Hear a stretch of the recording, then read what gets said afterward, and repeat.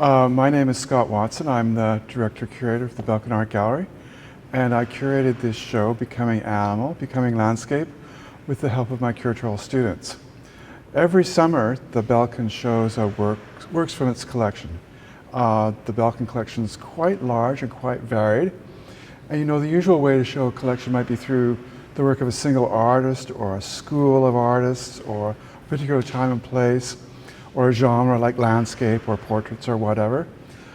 Choosing kind of a theme is a different way to go about it and allows us to put works in conversation with each other that might not ordinarily be found together. And so we're hoping that that will be stimulating and lead to some interesting reactions. So becoming human, becoming animal is kind of referring to contemporary thought, contemporary critique that basically has come to question the view of the universe or the earth as being dominated by man and mankind, which crystallized in the Renaissance and came and was refined in the Enlightenment. Many people today are saying that that's really not a very healthy point of view, that it's led us to abuse our environment terribly. It's led to all kinds of imperialistic and colonial excess, and it's time to think of the world in a different way. So you find this in texts from the 80s, such as Deleuze and Guattari's A Thousand Plateaux, which is where I got the phrase becoming animal, becoming human, becoming animal, becoming landscape from. But you find it in other things too, and you certainly find it in the politicized First Nations movement, where just a few weeks ago I heard Lawrence Paul at the Museum of Anthropology demand that we acknowledge that First Nations people have stewardship of the land. The land is a living being. So this show nods to both those concepts and tries to take that as a lens to look at works from the collection through. So, but I wanted to begin with this work because it reminds us that this notion of becoming landscape, becoming animal, is actually very, very old, and that the ancient world is full of a literature and mythology which is full of accounts of such transformations, especially in Ovid. So this is an etching from a painting by Richard Wilson, who was an 18th century English landscape painter.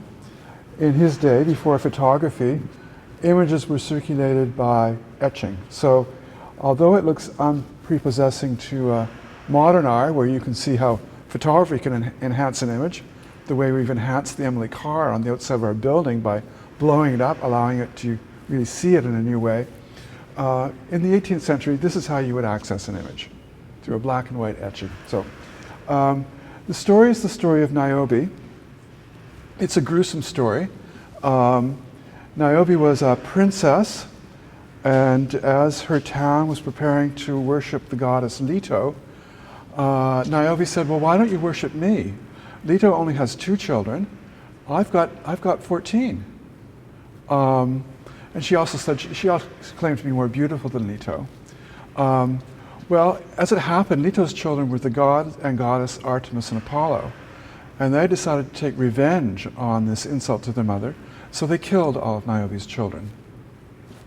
And that's what's going on in this rather pastoral landscape. It looks very gentle and sylvan, but if you really look at it, there's a body on the ground with an arrow. There is Apollo up in the sky shooting the children. And at the end of the story, Niobe, overcome with grief, turns into a rock. And that's alluded to over here. There is a rock on a mountain in Turkey that is said to be this rock that Niobe turned into, which weeps. It's got a little stream coming out of it. And when we put the label up, we'll show that reference to that. So I just wanted to give the theme some ancient genealogy. So this is really a footnote object. So maybe we can go to the first gallery. So we're still installing, still lighting, haven't put the labels up, but this is the first gallery you'd come to.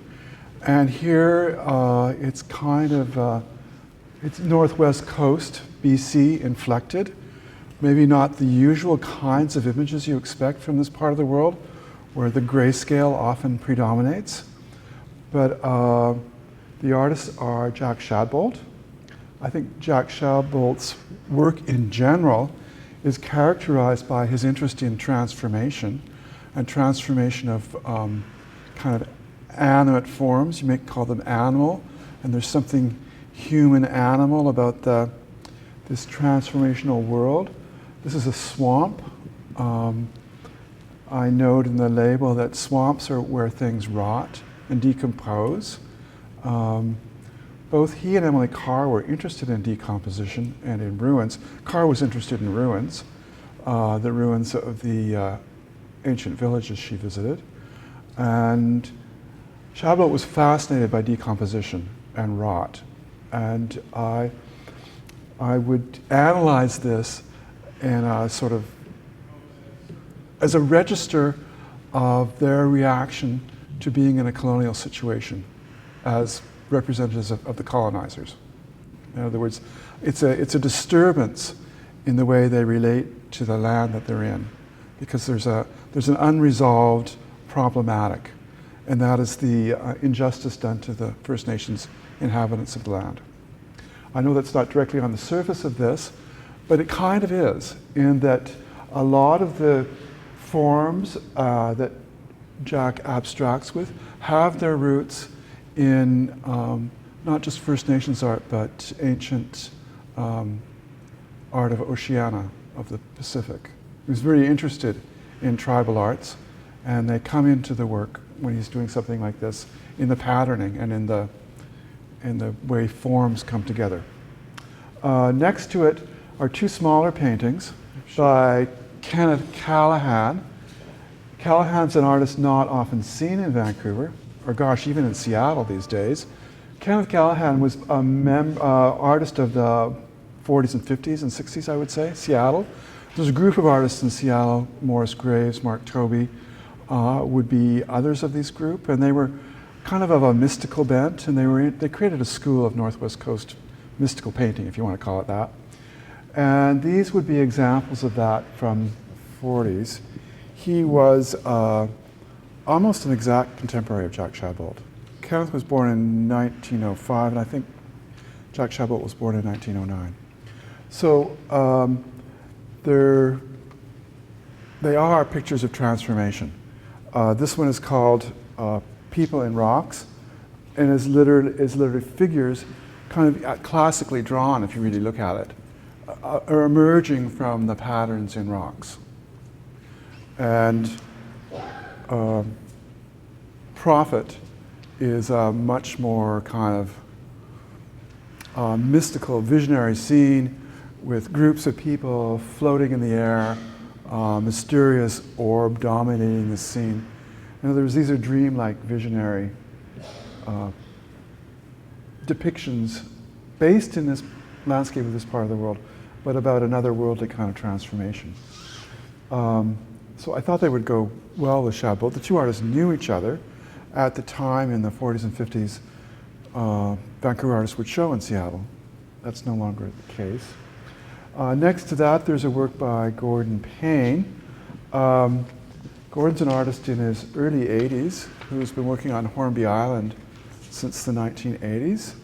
And much of his subject matter comes from Hornby Island. Jack Shadbolt was his neighbor when Jack was alive. So he also painted on Hornby Island, and the two artists knew each other.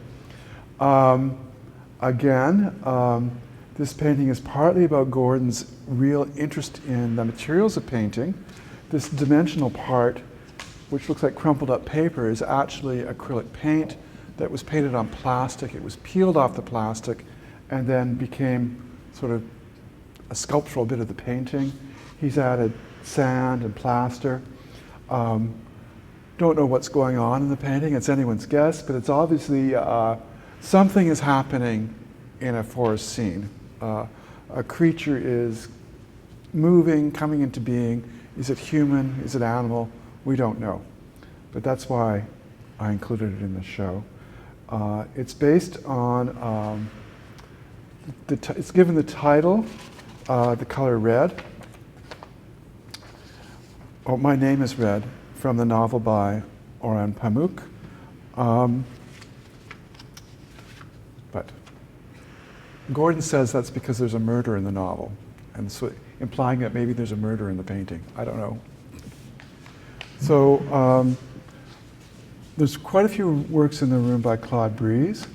Claude Breeze is a painter who painted in Vancouver in the 60s through early 70s and then moved to Ontario. He became known for paintings of this series from 1964, Lovers in a Landscape. And of course, obviously, these are figurations in a landscape and the figures are transforming. They're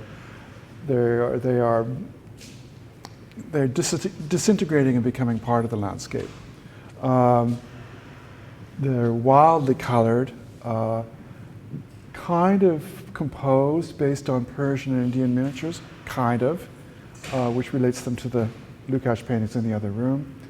And this painting is from the early 70s, or mid-70s. At this time, Claude had a job in Ontario. He would drive out to BC every summer. So there would be 2 drives across Canada every year. And that began a series called Canadian Atlas, of which this is the final and largest one.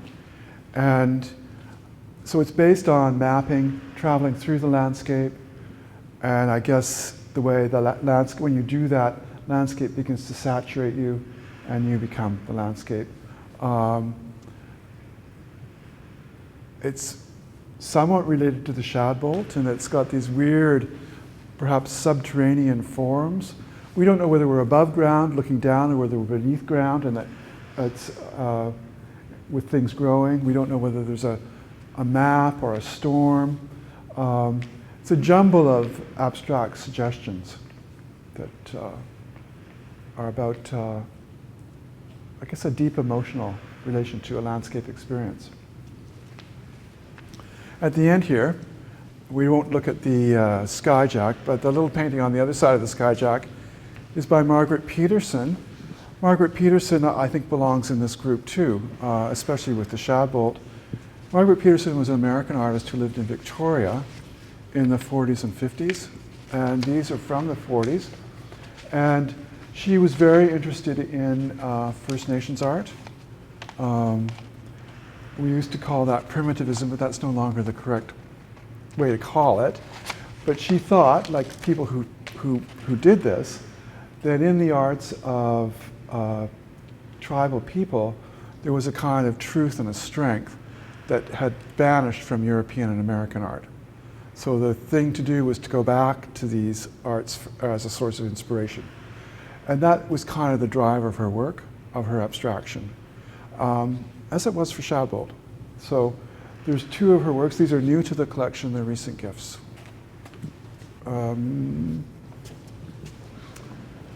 Okay, this gallery, in this gallery here, we've juxtaposed Rudolph Schwartz Kogler, Russell Fitzgerald, Attila Richard Lucas, and Marina Roy. Strange juxtaposition, I suppose, but let's start with Schwartz Kogler. It was really, Schwartz Kogler was this is one of the pieces in the collection that really triggered the idea to do this theme. And so I'd say it's one of the works that anchors the exhibition. Rudolph Schwartz Kogler was a Viennese actionist. He was active in the early 60s. He died very young. He died when he was 29 years old, I think in 1968. At any rate, this group of people in Vienna created quite a stir when they began to work. They were performance artists, and they saw as their mission to take the then established American painting, which had hegemony over the art world, abstract expressionism, and to take it further by embodying it and by using their bodies in it. What they did a lot of performances, many of which were scatological, nude with food, and some of them for audiences, some of them without audiences. At one time or another, most of them got charged by the police and had to move to Berlin. So it was a movement of some scandal. Among them, Schwartz Kogler was the most refined of them. He never performed for an audience, except for this one. All his other performances were done with just him and people taking pictures in a studio. But this is his first performance, so there was a small audience present. The actors are himself, a man named Hans Jabulka, I don't know if he's in any of these, and Annie Bruce, who was an artist and married to another actionist, Gunter Bruce. So I think it's useful to know when this is done and where this is done. We're in Vienna in the early 60s, only 15 years after the war, in a country that was not denazified with the rigor and zeal that Germany was.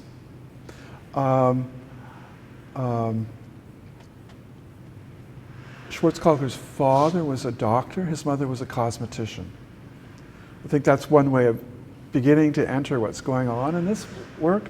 So I tend to read it as a way of, a kind of performance of an alchemy to deal with the trauma, the guilt, the horror, and the shame of what had happened in the war.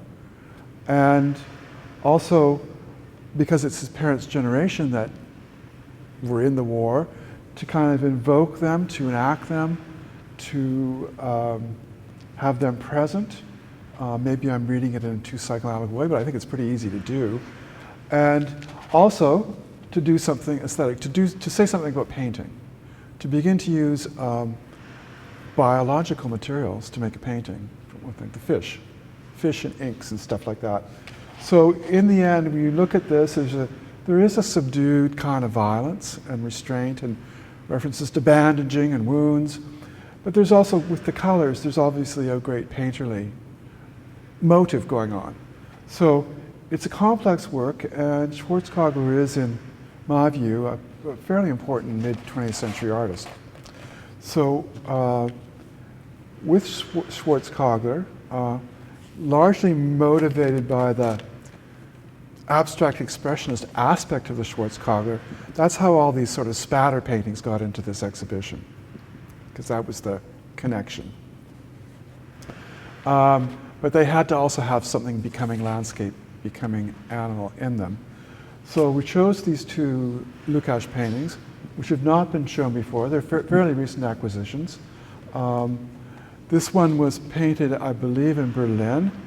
At the time, Attila was fascinated by skinheads who were emblematic of a kind of dangerous, disenfranchised, young masculine thing in what was then an isolated West Berlin.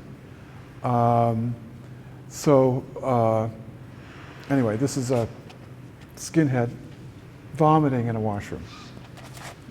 Again, it's very painterly. The bodily fluid is meant to be an extension of the kinds of drips and splashes that you find in an abstract expressionist painting, which is why it's kind of next to this Ron Martin down here. But I'll talk about the Ron Martin later. Sorry. The other Lukács is from a series he did that was obviously based on Indian miniatures and erotic scenes. In this case, well, there are bodies in the bushes. And are the bushes becoming bodies? But the landscape and body are interacting and in a state of transformation. The Marina Roys, you can't get on camera, they're too small. Marina Roy did these in 2001. What she did was she took paperbacks of classics from the Western canon, and she made end paintings. This is an old technique, painting on book pages. So you do the painting, and when you flay the book like this, the painting reveals itself. If the book is just shut, you don't quite see the image, it's too squished. So the book has to be flayed open, and then you see these things. They're all somewhat scatological, somewhat pornographic in a classic way. So I thought that they made a nice bridge between Schwartz-Kogler and Lukács. And if you think about it, there may or may not be a relationship between the end painting she's painted and the picture on the cover of the book. I think there's always a formal relationship. She's picked up colors and shapes, but I don't think there's a thematic one. So I think it's a delightful work. In the vitrines, we have drawings by an American artist, Russell Fitzgerald. Russell was an artist who moved here with his wife Dora around 1970. He had been a personage in the San Francisco poetry scene in the 50s. Then he had moved to New York, and then he and Dora came here in the 70s. He was trying to, lead a new life. And Russell had a art practice that was influenced by his own kind of eccentric version of Catholic mysticism, his homoerotic obsession with African American men, and his friendship with science fiction writers. So it's an interesting melange goes into the work. So these are all studies for animals that are transforming into people or other animals. This drawing in here is by Anne Kipling, who's a very well-known BC artist for her landscapes. It's a fish, meant to go with the fish in the Schwartz, but you can see that the fish is it's a fish. It's also a mountain with trees on it. It looks very much like her landscape works, and there's clouds, etc. So it's a fish turning into a landscape. So in this room, this is also something I wanted to try out. Not sure if it works, but this is a work by Geneviève Cadieux, a well-known Montreal artist who works with large-scale photography. It is a photograph of herself and an old lover, a man and a woman. A close-up of the pubic region, and a close-up meant to look like a landscape. And that is the title of the piece, Far From Me, Near to the Distance. So the title invokes a landscape, but it also tells you maybe that the two people being depicted are their relationship is not on a solid frame, that there's an alienation between them. So it certainly is an arresting image, a bit repulsive, but I wanted to put it next to Emily Carr because I wanted to tease out the notion that you find periodically. It's a view of Carr that was actually started by Jack Shadbolt, that Carr's forest paintings are actually kind of libidinal, they're sexualized, that they express sexual longing or sexual joy or sexual something. Jack Shadbolt wrote about this in the 30s to Carr's great annoyance. But I wanted to test it out again, see what's going on, because I think, especially in this one, and we used this part of it as our billboard, that she does allow roots and trees and things to get fleshy, to get animalistic. But even more so, I think Carr is in the show because in her journals, in her writing, when she talks about painting, it's clear that she herself is becoming the landscape. She's transported by it, and the painting takes place in kind of a rapture that's induced by a deep spiritual connection with the landscape. So that's why she is in this show. And I'm putting her across from Cadieux is trying to push you to see if the sexual aspect of this can hold up. At the end, more Canadian landscape juxtaposition. So another Cadieux, it's called Tears. What it actually is a picture of snow. So she is again conflating the body and bodily products with the landscape and with nature. And it's next to these two black and white drawings. Too bad we didn't have a painting of the Harris to hold up the scale of the other works in the room. But it's a very beautiful Lorne Harris from 36. And it's a drawing done on the North Shore of Lake Superior. And our label will give the story of the oil painting that it obviously is the study for, which is misidentified in the literature as an Arctic study. But again, Harris's landscapes are famous for having an anthropomorphic element.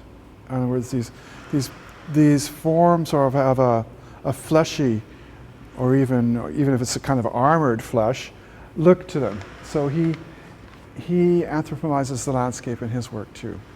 So, and then to mark the First Nations position, we have a drawing by Lawrence Paul, who I quoted earlier. We would have put a painting up, but you know, there's 3 galleries of Lawrence Paul's paintings on the campus, a couple hundred yards from here, so I thought that might be redundant. Okay, this is an interactive piece by Liz van der Zag. We've had this for a while, but it's the first time we've shown it, so it's been newly restored. Liz is a pioneer of digital and interactive art, and this is an interactive piece. It's got a small narrative. It's about an older woman and a bit of romance and a rapport with the landscape. So I don't know if I'm smart enough to make it work. Is anybody? Just click on any of the boxes. Just click what? Any of the, yeah. Okay. There we go.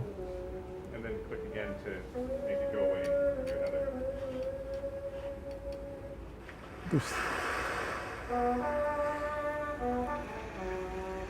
But you can see in Liz's imagery that the human figures become landscape. She literally shows them transforming.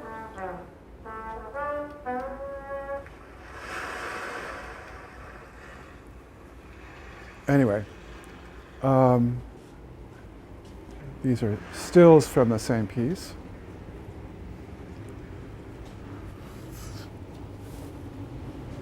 So just adding to the theme, this is a drawing by Corrin Sworn. Corrin did a series of drawings based on her understanding of Summerhill, an experimental school in England, started by A.S. Neal in the 20s, I believe. At that school, the children were allowed to set their own curriculum, they set their own rules, and Corrin was fascinated by this, especially the rule no matches. And I think this has something to do with it. So there's a suggestion of fire or something over here. But the way Corrin's drawn this, she's also drawn it in transformational detail, so that the trees and the other objects seem to be on the verge of becoming animate or mobile or perhaps even human. And also some of the figures are appearing or disappearing in this mist or smoke.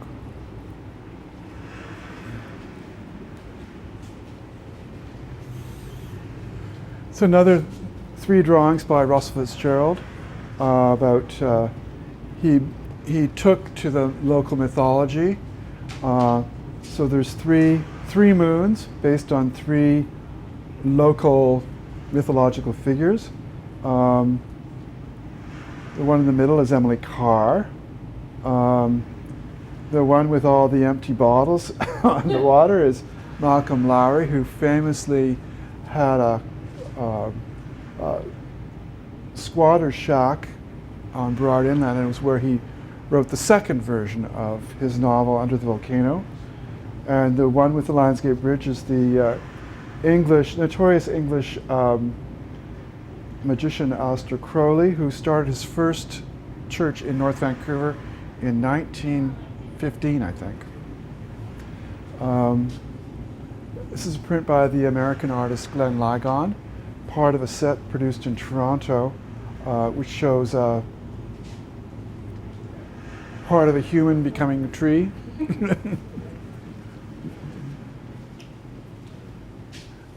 We put the Don Jarvis in to expand the conversation initiated by the Schwartz Kogler in abstract expressionism. Don Jarvis was a local artist who was a student of Jack Shadbolt's, and very much, I guess, a 3rd generation abstract expressionist, had studied with Hans Hofmann. So when Jarvis often, in these sort of paintings made out of splashes and stains, would extract or build up a figurative element. This piece is actually called War, so it's really meant to have a kind of alarming demonic figure emerging from sort of a red blood-soaked ground.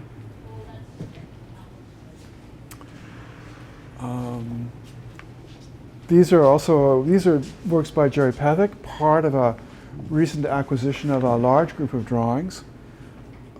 Jerry Pathak was an artist who lived on Hornby Island, was interested in optics and photography and holography.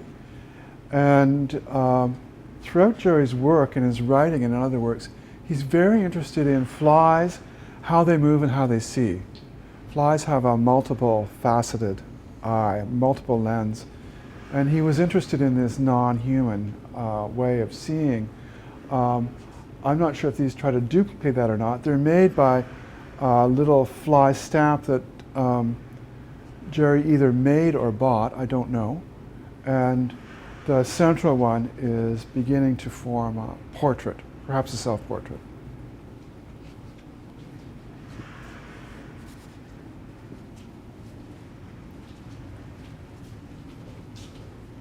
So we'll finish with the Claude Breeze. It's a very early Claude Breeze, again relating to maybe the Shadbolts, where insect and ground-boring animal forms transform into something ritualistic looking. But Jeffrey Farmer, this is a drawing when made, I'd say in the 90s, 98. When before Jeffrey Farmer became the very well-known artist he is now. He was doing many, many drawings. In fact, I think we first knew him for drawings. And they would often have a relation to some sort of pop phenomenon like E.T. from the movie E.T. or The Hunchback of Notre Dame. He would build assemblages and collages and drawings out of these things. I don't think this is from a series, but it's from that period where there are these interests in transformation. So there's little sketches of maybe mushrooms, they're kind of phallic. There's this figure who is an insect person. I like the drawing because it's, because it places these things very gem-like and jewel-like in such a large space. I don't know what to say about it. Anyway, the Ron Martin painting is also a recent acquisition, and it's the first time we're showing it.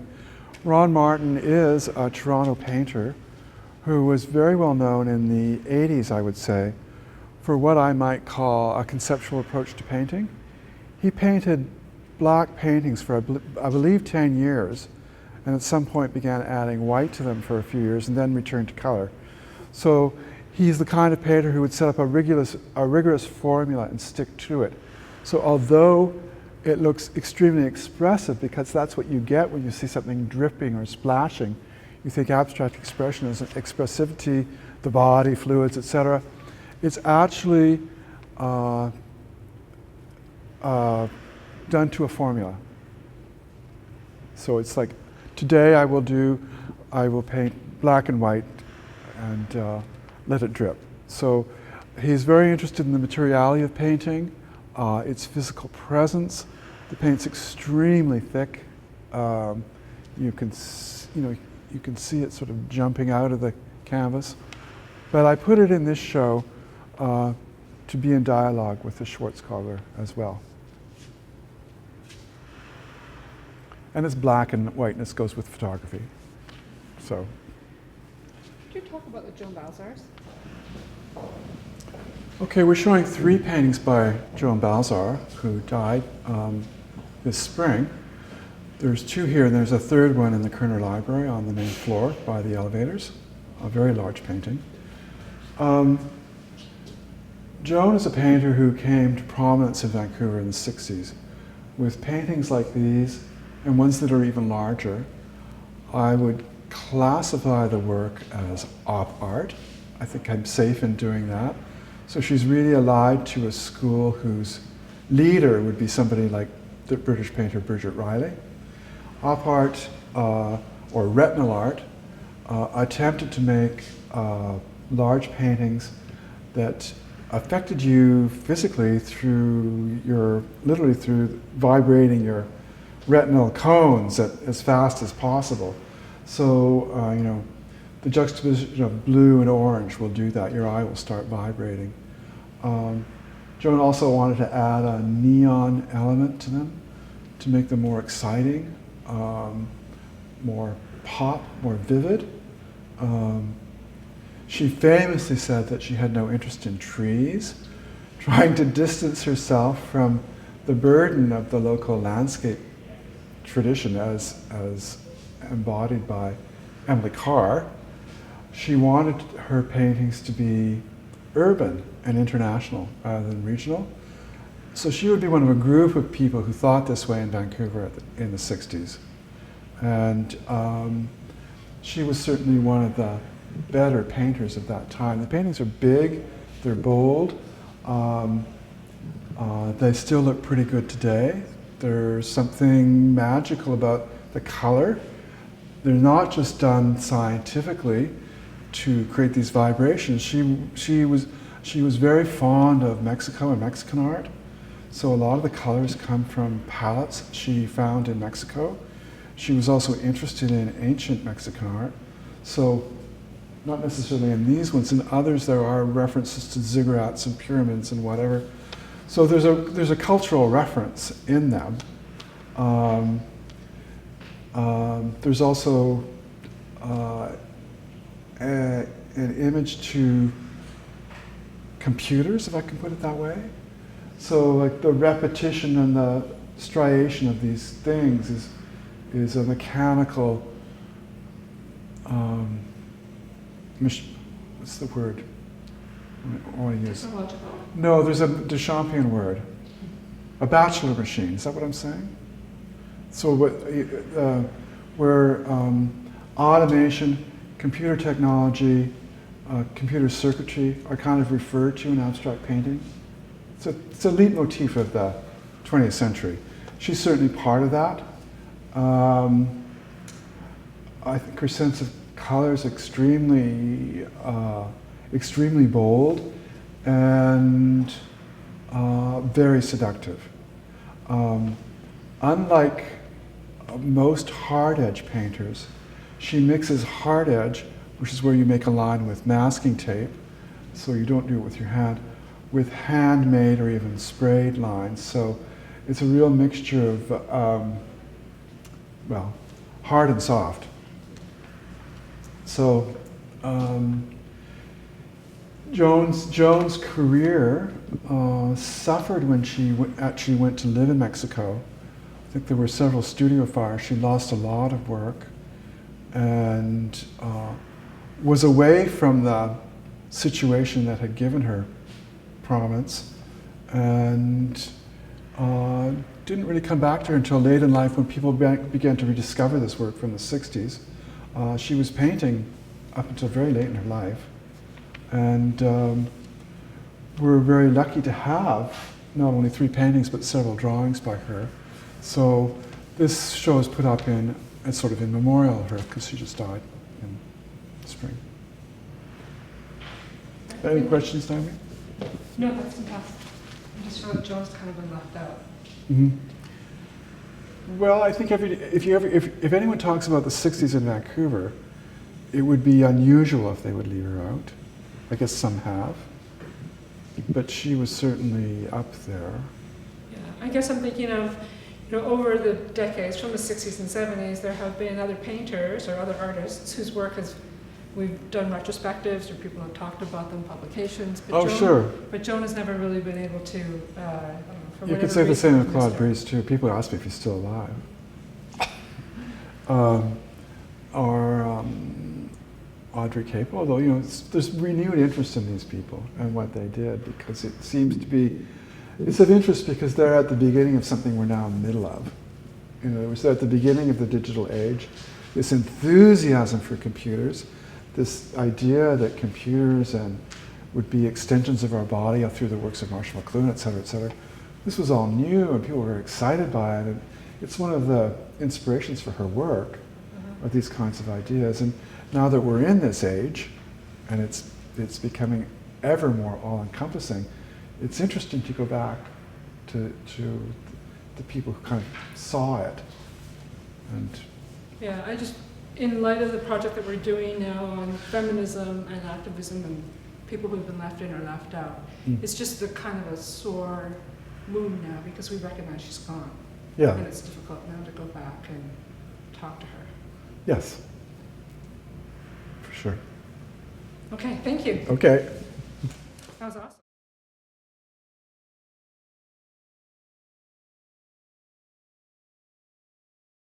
I'm giving a lecture. Can I call you back in 40 minutes? Okay. Sorry.